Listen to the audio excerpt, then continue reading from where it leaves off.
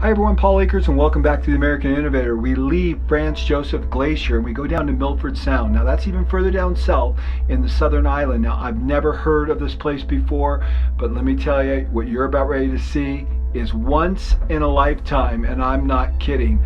Perfect clear weather on a flight. Now, put that in perspective, it always rains here. Like 400 stupid inches a year.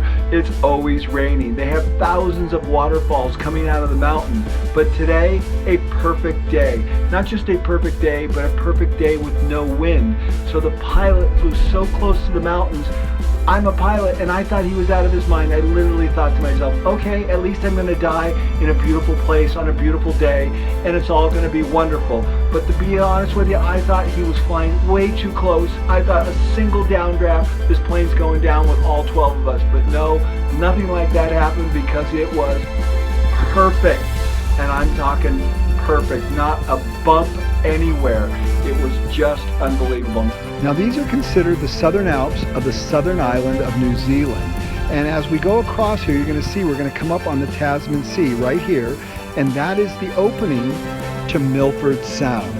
It is crazy, steep, rugged cliffs. And the pilot comes in very tight right along them, the same drama that we had on the flight over for about a half hour and then touchdown.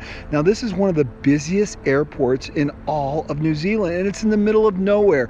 I think they get some crazy number like 600 flights a month. It is insane. When I sat there, I counted 30 flights coming in, one after another.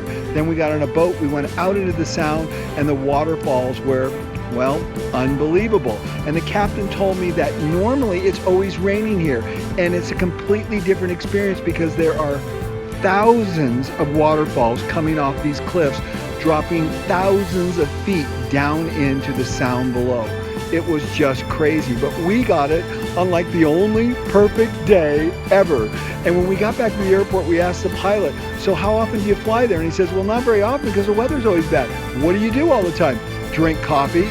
I mean, these pilots are bored silly because it's very rare to be able to fly across these mountains because they're so rugged and the planes are not instrument rated or instrument checked out.